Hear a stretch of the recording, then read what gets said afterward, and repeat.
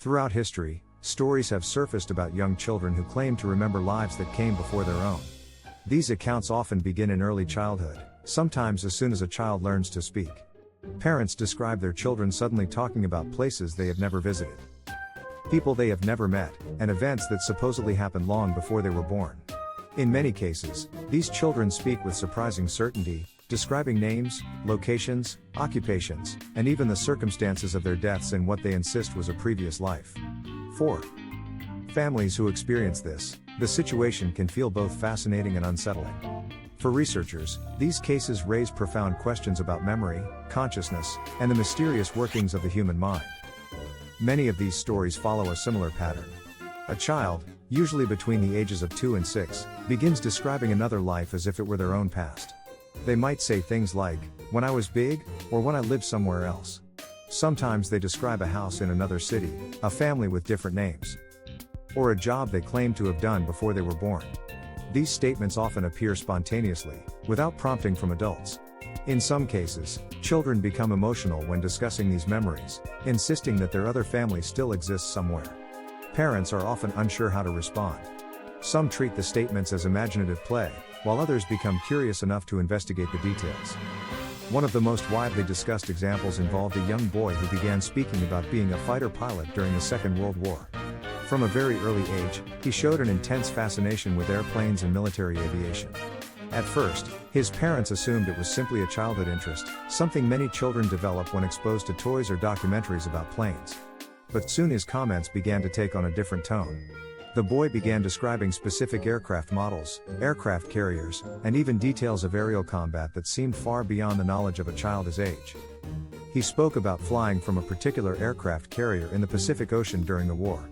He mentioned the type of plane he had flown, the location where his aircraft had been shot down, and even the names of fellow pilots he claimed to have served with. Initially, his parents assumed these statements must have been picked up from television or books.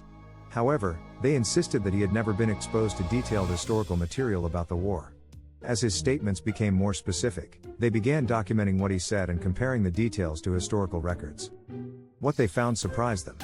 Several of the names and locations the child mentioned corresponded to real historical figures and events.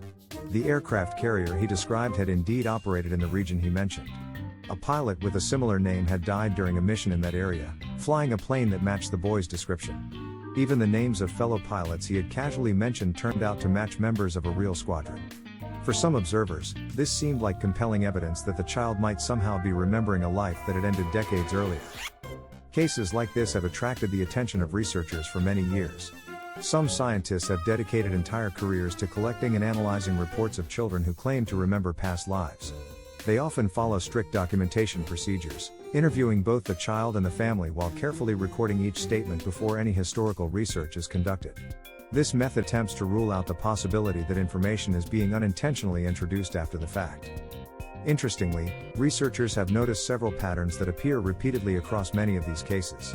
Most children who report past life memories begin speaking about them between the ages of 2 and 6.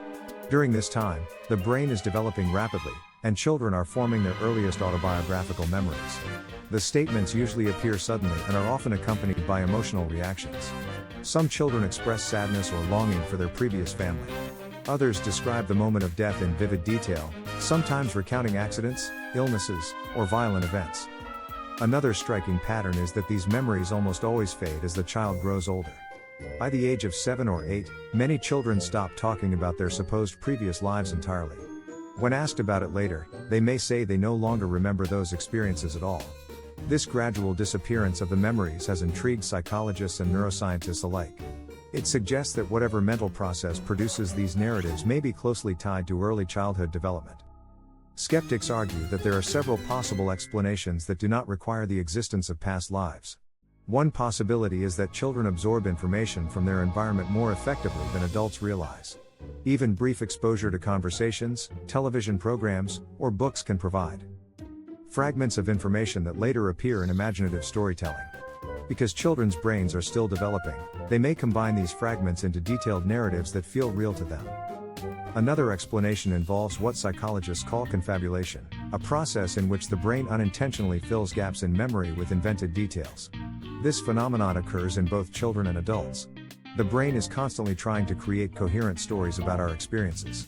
When information is incomplete, it sometimes constructs new details that feel authentic even though they were never actually experienced. In young children, whose sense of time and identity is still forming, these imagined narratives may become especially convincing. There is also the role of imagination. Childhood imagination can be extraordinarily vivid, particularly between the ages of 3 and 7. During this stage of development, children often create imaginary friends, elaborate fantasy worlds, and complex storylines. These imaginative experiences are not merely games. They help children practice social skills, explore emotions, and make sense of the world around them. In some cases, these imaginative narratives may take the form of a supposed past life. However, some researchers argue that not all cases can be easily explained by imagination or confabulation alone. They point to instances in which children appear to provide specific details that are later confirmed by historical investigation. In rare cases, children have reportedly identified photographs of people they claim to have been in a previous life or recognized locations they had never visited before. These reports remain controversial, and critics argue that subtle cues from adults or selective memory may influence the results. Nevertheless, the persistence of these stories continues to fuel debate. Cultural context also plays a significant role in how these claims are interpreted. In societies where belief in reincarnation is common, such as parts of South Asia, families may be more likely to take these statements seriously and investigate them. Children in these cultures might also be more familiar with the idea of past lives, which could influence the way they interpret their own thoughts and memories. In cultures where reincarnation is not widely believed, the same statements might simply be dismissed as imaginative storytelling. Interestingly, many reported cases occur in cultures where the families themselves do not believe in reincarnation. Parents are often skeptical or even uncomfortable when their children begin making such claims. This has led some researchers to argue that cultural belief alone cannot fully explain the phenomenon. Still, critics note that global media, stories, and popular culture expose children to many ideas, including reincarnation, even when it is not part of their family's beliefs. From a scientific perspective, studying these claims presents several challenges. Memories are notoriously unreliable, especially when they are reported by very young children. Parents may unintentionally influence what their children say by asking leading questions or reacting strongly to certain statements. Over time, stories can become more detailed as families discuss them repeatedly, making it difficult to determine what was actually said at the beginning.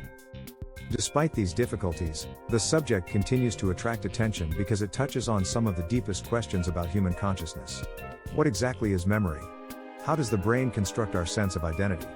And could consciousness exist independently of the physical brain, as some philosophical and spiritual traditions suggest? Modern neuroscience generally views memory as a function of brain activity. According to this perspective, memories are stored in networks of neurons and shaped by experience. When the brain stops functioning, those memories should disappear with it. However, the complexity of consciousness remains one of the greatest mysteries in science. Even today, researchers cannot fully explain how subjective experience arises from physical brain processes.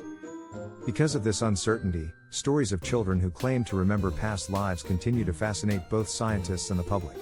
For some people, these cases hint at the possibility that consciousness might extend beyond a single lifetime.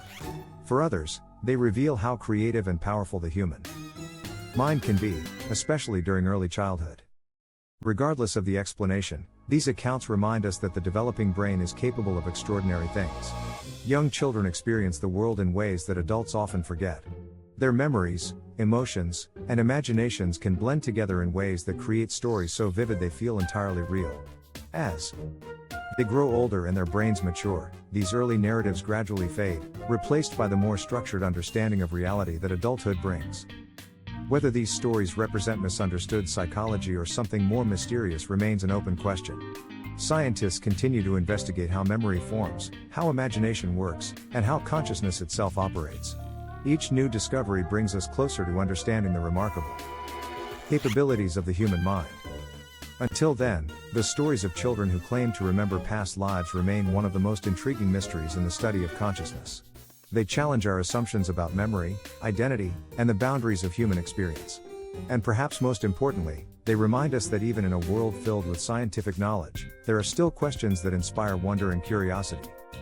Could these children truly be remembering another life? Or are their minds weaving together fragments of information into stories that only seem supernatural? For now, the answer remains uncertain.